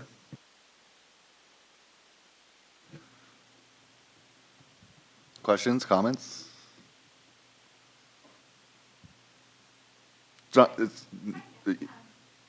Yeah, no, apologies. I meant for them. Yeah, the only thing I would say is again, it's about a requirement. I personally think having design flexibility is more important. Again, you can always add the walkway. I guess the question to you, Valerie, would be something like pavers that has like peat gravel in between, obviously a pretty popular feature. How would that be counted with impervious surfaces? We would count that as impervious surface. The entire thing? The entire, yes. Yeah, I personally am for more flexibility myself. Again, people that want to have a walkway from the front door to the sidewalk or the right-of-way, they can still do it. We're not taking anything from them. It's giving the developer, the architect, more design flexibility. And again, they're still required to have the walkway to the driveway. It's not like they can just walk out onto the grass. No, so they wouldn't have a driveway, so they would logically just walk through the driveway, and hopefully there's a path from the driveway to the front. Right. So so the front door wouldn't be a requirement to go from the front door to the driveway to connect it. They'd be expected to possibly go through their garage to get to their walkway. Well, hopefully, again, because it's not something that we currently require or going to require, depending on your decision, they would make that connection, but we wouldn't require it. Yeah. Hopefully, they put it there. My parents added some concrete in their backyard to expand their patio. So again, giving people options, especially when it comes to these type of things, makes more sense to me. Anybody else? Mr. Patterson? Thanks, Chair. I'm in alignment with that. I think I appreciate the opportunity for flexibility. I feel like a pathway to your door is probably a desired feature for most people, and they would want or look for that. So I think it kind of, there's a layer of common sense there of like people will probably choose that anyway, to some extent, but also having the design flexibility seems reasonable. Yeah, and I'm trying to remember, Valerie, when we did do our tour, remember when we were by, what part was it? By the mayor's house. I'll say by the mayor's house. We won't say where she lives, but by the mayor's house. We were looking at those smaller units, and I believe they did not have the walkway. That's correct. They Right, didn't have because the those, walkway. I mean, those were smaller front yards. Right. So again, I mean, with that type of front yard, having the driveway and then having a walkway, I mean, it would have just eaten up, you know, a large percent of their impervious Yeah, surface. that might have tipped them over in that one. Right. And then what would they have done? Had a smaller driveway? I don't even know how they Smaller would fix it. driveway? Yeah. Well, I mean, they already had a pretty small driveway. I think it was like a one-car driveway, if I remember correctly. Yes. So I think, if I'm understanding correctly, at least Vice Chair Patterson and I are on the record for flexibility. Ditto. Commissioner Krass, ditto. Commissioner Zakharoff. I'd support. Okay. All right, so question one. Thank you, Valerie.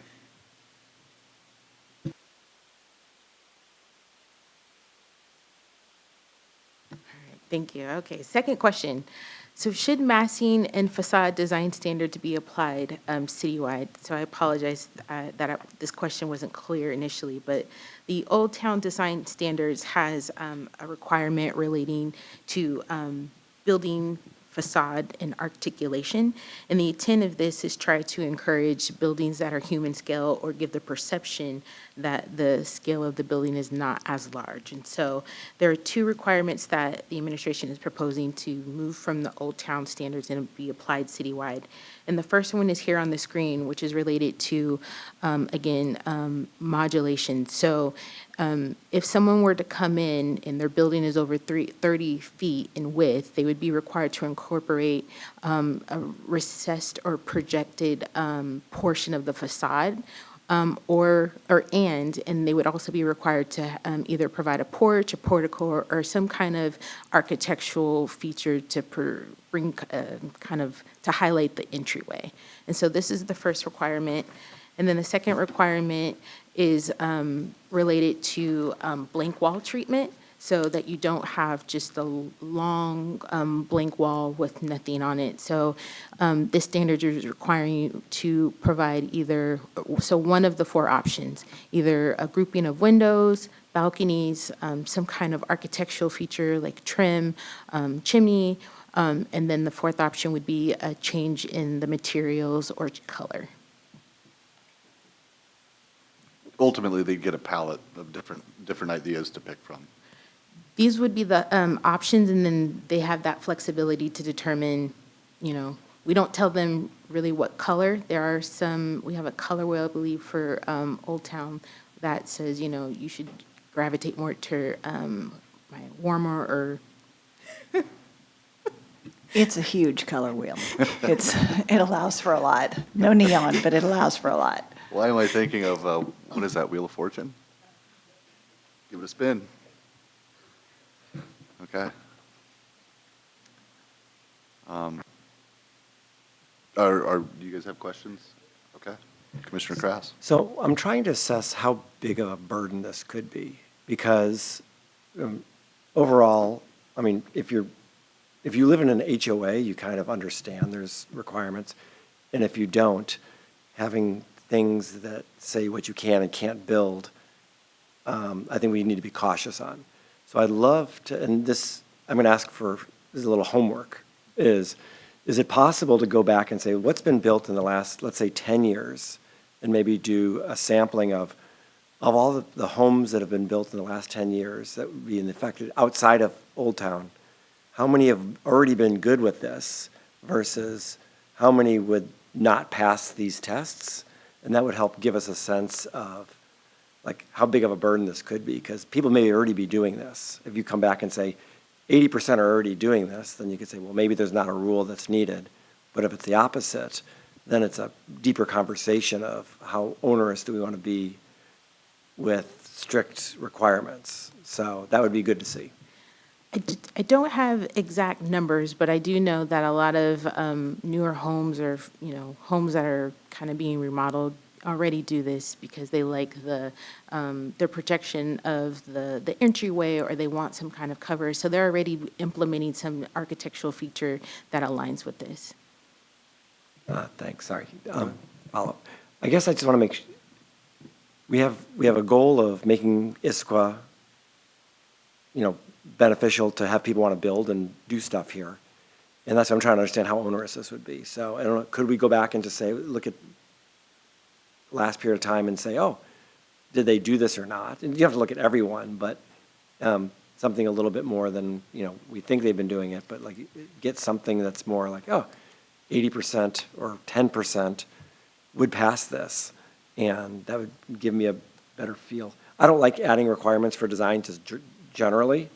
Some people like that. That's why they live in a neighborhood that has those. But there's a lot of existing, most of the neighborhoods don't have that, except for Tallis Highlands. And that's kind of what you expect. So I think it's a big deal when you start putting those things on. So just a little more deep dive on that would be helpful to me.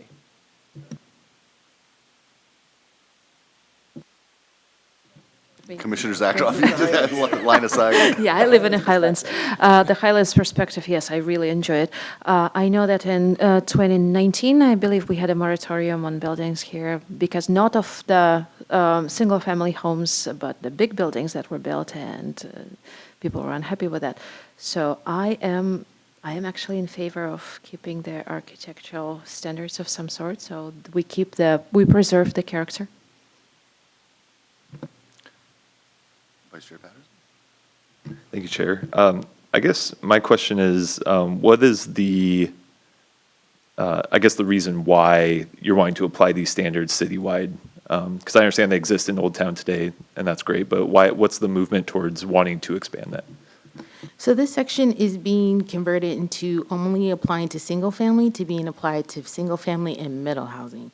And so middle housing, again, goes up to 4 dwelling units. And so Old Town is, or single family duplex, which is mainly or portion of Old Town, currently has this. This is the only single family neighborhood that allows for multi-unit structures. And so, again, wanting to meet the intent of our project goal, which is having design standards that fit seamlessly with the existing neighborhood, we felt that this was appropriate to apply this citywide. And so that's why we're doing it. It's not so much for single family, but thinking about duplexes, triplex, and fourplex that could potentially come in. Thank you. And to follow up on that, there was a graphic in our packet that I think was really impactful for me anyway, that showed basically like a flat side of a house or a duplex or structure, and then next to it was a house more like what you have on the screen. So is that kind of the goal, is to prevent like basically a wall of frontage and then having that texture, that, that depth of entryway to kind of preserve character versus kind of boxes essentially? Exactly. Okay. Okay. Yeah, as far as me, I think everybody kind of knows aesthetics are big for me. I agree, this really isn't about single-family homes. This is about multi-units where, again, I think the last thing anybody in our city wants to see are giant boxes. They are inexpensive to build, but that doesn't mean we want them here. So I don't believe it's too onerous. Clearly, Commissioner Krass has given you a little bit of homework, Valerie. But I would be generally in favor of having these standards citywide.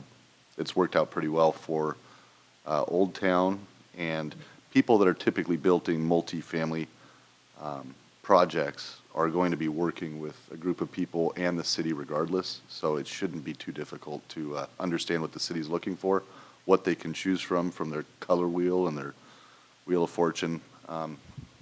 Yeah, so I would tend to lean that way with Commissioner Zakroff. Please, Vice Chair Patterson.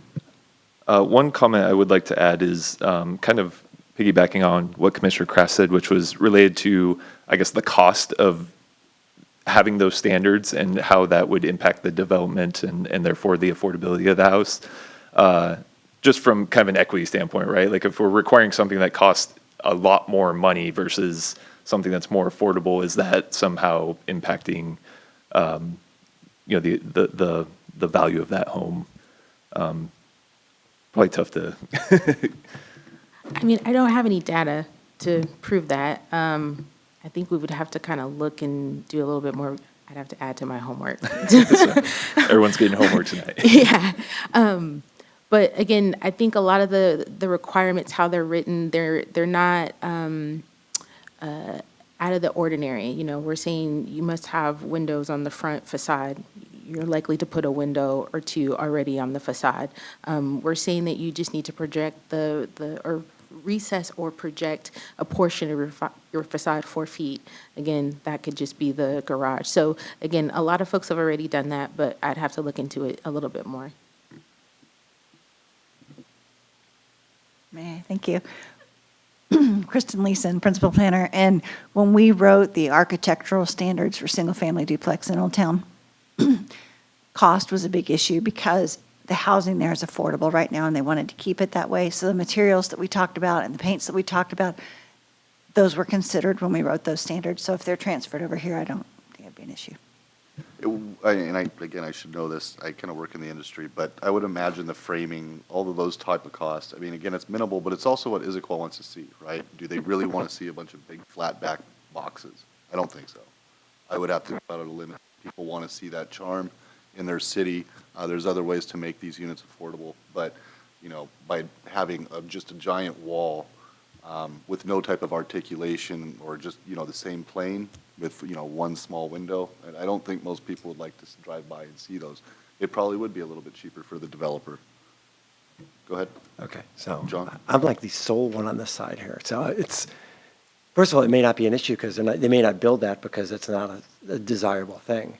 I'm still a little bit stuck on, I understand Old Town, unique little space, but once you start going to citywide, that's a much bigger deal. And one of the other questions, oh, sorry, all I do is have questions for you today, is do some of the other jurisdictions have these type of building requirements? I don't want to have Issaquah be the hardest place to do business or build something, especially if they're already kind of doing like most of this anyway. What's that? I may be fine with it. I just don't have enough information to see what's already the current steady state. And I know we talk a lot about how do we compare versus other things. Sometimes it's good, sometimes it's bad, but I think it's just good knowledge.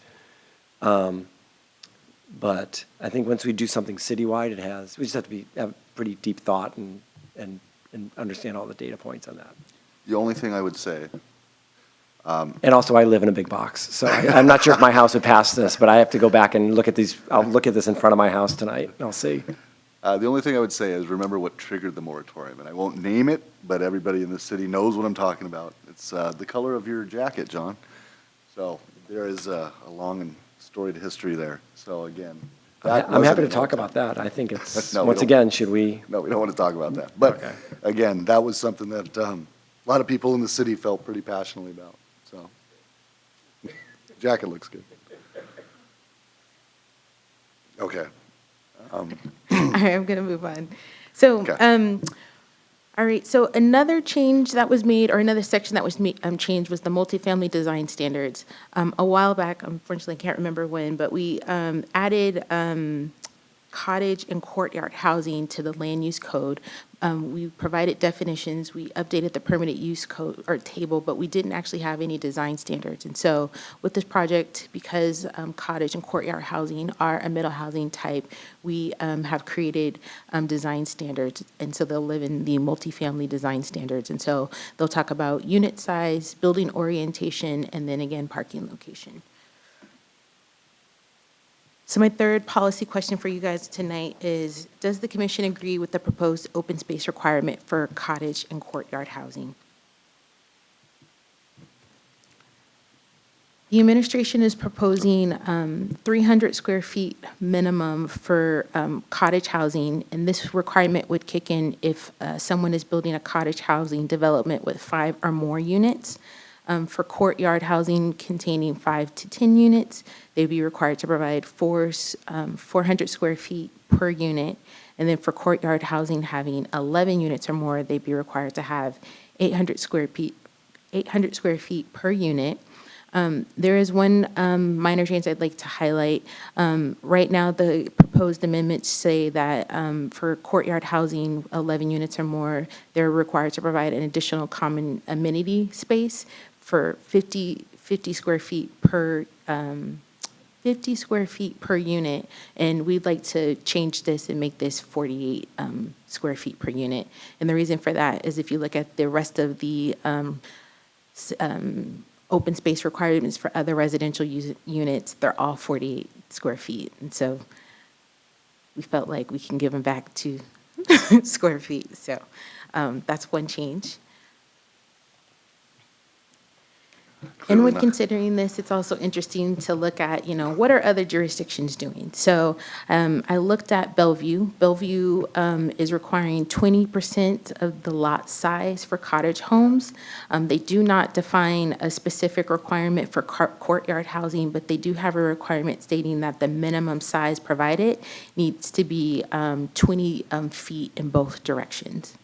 Kirkland is in the same, well, a little bit different, but they have 300 square feet per unit, and they don't really have a size requirement for courtyard housing. They do allow the use, they just don't have a requirement at the moment. I'd like to remind everyone, all the cities are in the same boat, and so we're all working to amend our codes, and so they could come out with something later saying this requirement will change, or they have a defined area for courtyards, but at the moment, I didn't find one.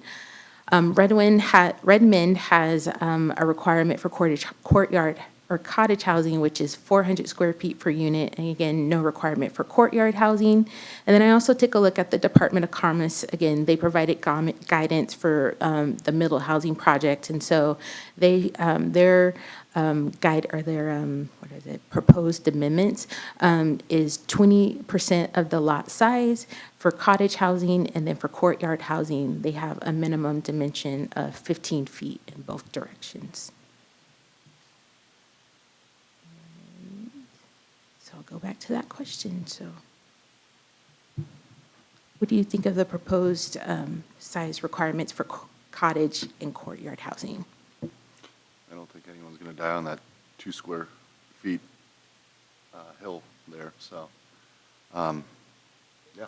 Question, if you did an 11 unit, you look at courtyard housing, if you did 11 units, like how big of a space would you need to build that? Roughly, like, yeah, no, how, like to build, like to put them on, because right now at that, it would be essentially 1/5 of an acre needed for open space, but if it's a 1/5 of an acre on 3 acres, not a big deal. If it's a 1/5 of an acre on a 1/2 an acre, that's a big deal. So how? Yes, sorry, I literally was doing that this morning, I forgot to mention it. If you did 11 units at 800 square feet per unit, that would be equivalent to 2 basketball courts. It's 1/5 of an acre. It's about 1/5 of an acre. I'm trying to think about if you wanted to do a development of 11 cottages, how much space would you need overall for the? About 9,000 square feet. 9,000? 9,000 square feet, Wait, just about, I'm sorry. I think we're saying different things. That's just for the open space. I'm talking about for the whole development. over the whole development. I would have to go back and look at, As I'm saying, because if it takes 2 acres to do that, not a big deal. If it takes 1/2 an acre to put 11 units of these type, then you have a pretty big requirement for an open space. Correct. As a percentage, which is higher than all the other cities. Right. I'm just trying to gauge whether you do it by square footage or you do it as a percent, like some of the cities do. that's an option that we can do, and I can add So to my much. homework. Sorry. It's totally fine, this is what I'm supposed to do. Okay. Commissioner Zakroff. As someone who lives in a 114-unit courtyard housing place, I cannot imagine the size of an issue. Are you comfortable saying where you live? Ashford? Is that in Highland? I asked her where she lived, and she said Ashford. Is it Highland? It's kind of, yeah, so She said that she lives in a courtyard.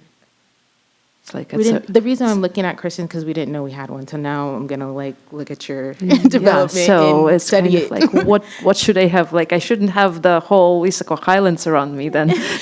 Right. Pretty much.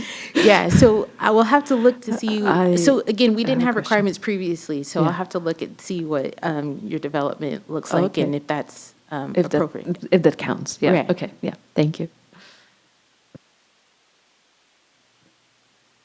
Robin, Vice Chair? Thank you, Chair. So yeah, first, just a comment. I know last year we went on a tour of some middle housing options, and we looked at some cottage housing and courtyard housing in the Kirkland area, I think. And I do think the open space that we saw in those examples were one of the more appealing, characteristics about that type of housing. So ultimately, like, I agree with the idea of this change. I think some considerations I have are, could it increase the development cost or create, kind of like they're saying, some physical constraints based on the lots that make it like less viable and therefore less likely to be developed. So I think, while I like the idea of that, the open space and making it a requirement as a appealing characteristic of, creating that community with this type of middle housing, I just want to ensure that it's feasible, basically. Yeah. And then one other thought is maybe some alternate compliance options like rooftop terraces or like shared garden spaces. I don't know if those all kind of fall under the category of open space. Okay. And then one other one, if there is a lot size limit, might be an alternative of like a contribution to a nearby park or trail. So if their lot wouldn't allow that type of open space, maybe there's an opportunity for a connecting or adjacent park or trail that they have development or some sort of contribution to kind of alleviate that requirement. So you're open, yes to parks and trails, but you're open to other exemptions to reduce that amount, as long as it provides some community benefit or interacting with surroundings? Is that? Yeah, I think so. I mean, I think like Commissioner Krass and Zakharoff were saying is just ensuring that, I think the first level is feasibility, right? Like, can that open space requirement work for a lot size? And then if not, do we have alternative, exceptions or alternative requirements that we could offer? Great, yeah, I'll look into that.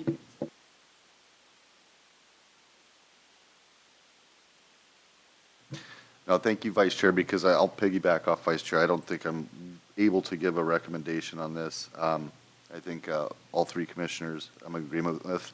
Don't want to hurt the feasibility. Obviously, property and land is extremely expensive here in Issaquah. And I think, Valerie, what might be helpful for me, at least because I'm a visual person, is if next time we see this, again, more homework, but maybe some illustrative examples of kind of what this looks like. And then to Vice Chair Patterson's point, are there some trade-offs we can do? And just so I'm understanding, is the concern regarding all of the land use types, or is it more so the courtyard housing for 11 units or more? I mean, I'd like to personally see, illustrations for all of them. I'm happy, I believe you told me what city was in line with the cottage housing, 300 square feet? We're in line with Kirkland, Okay. and then less than Redmond. Again, we're all in the same boat. These are new rules and regulations for all of us. Again, I don't think it'd hurt to see kind of examples of all three. It would help, but again, as far as the courtyard, it'd be nice to kind of have an idea of different things we can do. And again, if you're next to parks or open spaces, does that count? Things like that. Great, I will do that. Thank you. Well, like the green necklace, right? Does that count? Something like that. Well, I guess we don't call it the green necklace anymore, but everybody gets the idea. All right, so that concludes my presentation, but before I sit down, I do want to let you know the next steps or kind of the timeline for the project. So the next time you'll see this, the proposed amendments for middle housing will be March 19th, and that will be a public hearing, March 13th. And then from there, on April 1st, I will be taking this to PDE for their review. And then on May 19th, this will be brought before City Council for adoption. So hopefully we can meet that deadline of June 30th. Okay, and I had one question for you, Valerie. So regarding definitions, major transit stop. Have you gotten anywhere with Olympia? We're still working very hard on that. Because that could help blow up all these wonderful made plans. Yeah. Yes. Well-made plans, you know what they say. So, okay, that was it. All right. And so I have a fourth question, which was, Sure. are there additional changes to the amendments that should be considered that we didn't talk about tonight? Commissioners? Yeah. Vice Chair? Thank you.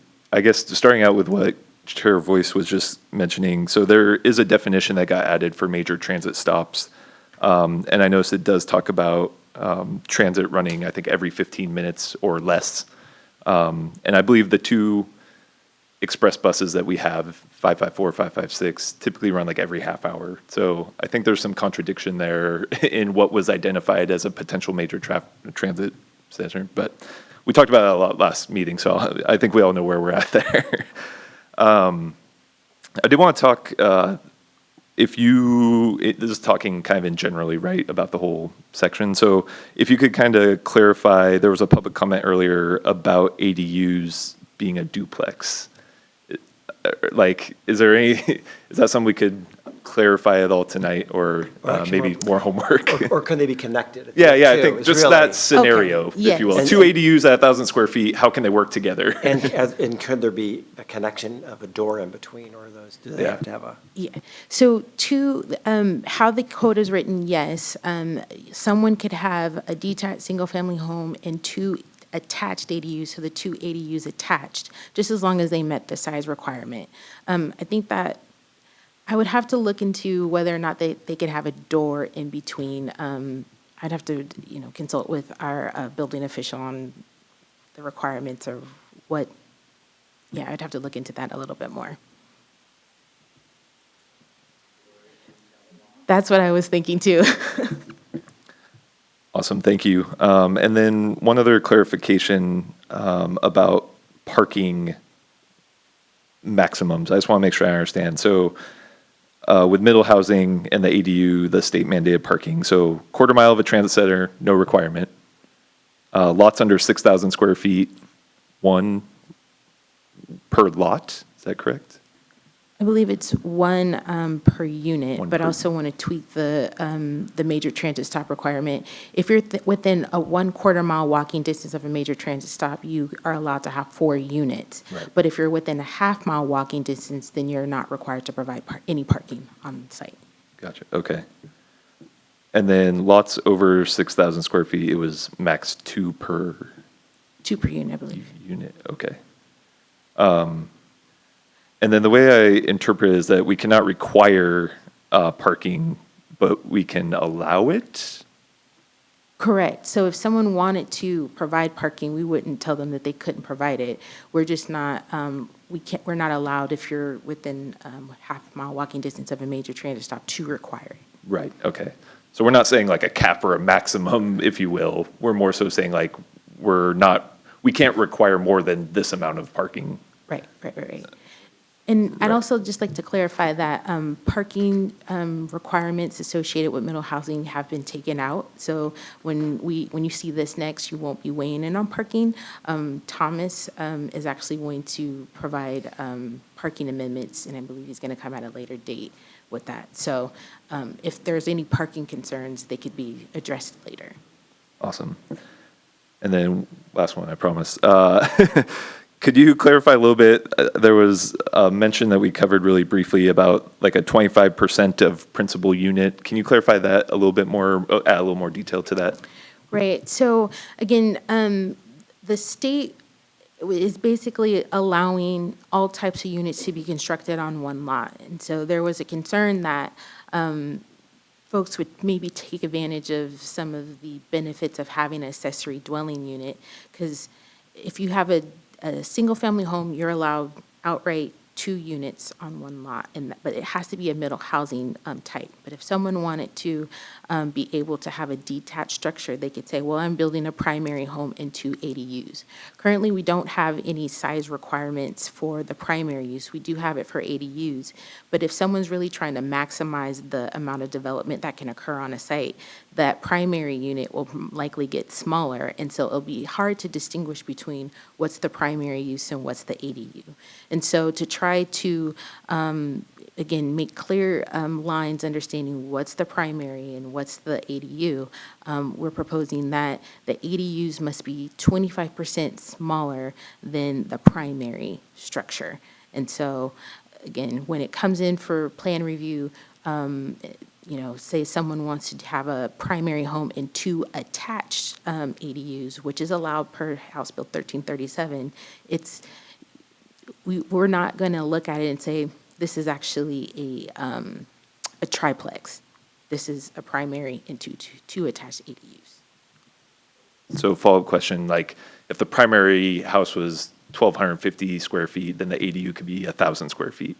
Or my math might be a little off, but that's kind of the idea, right? Okay.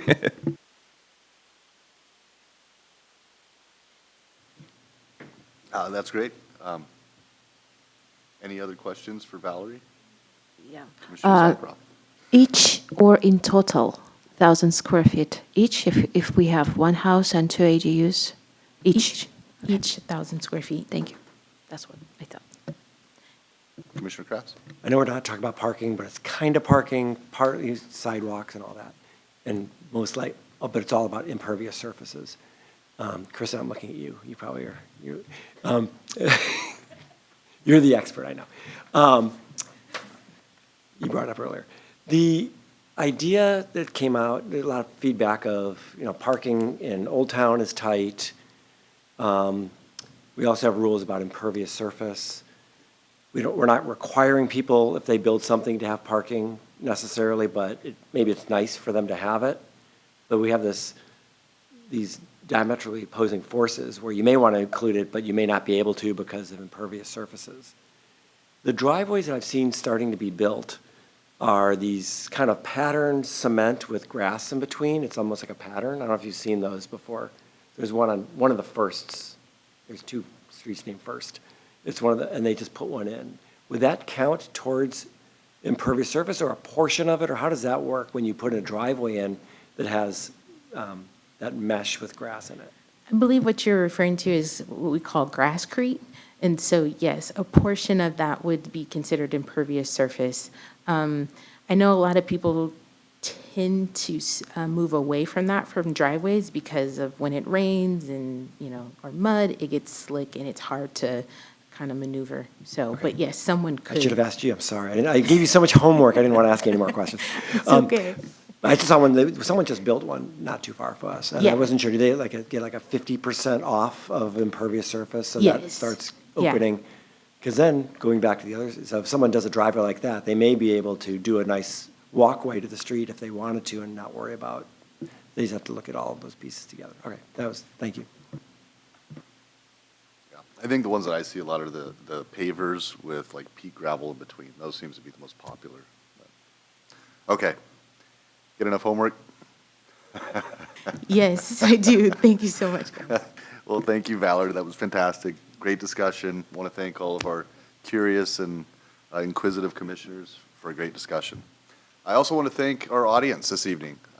You can feel free to stick it out. There's probably only about 5 to 10 minutes left, but you're also free to leave if you'd like.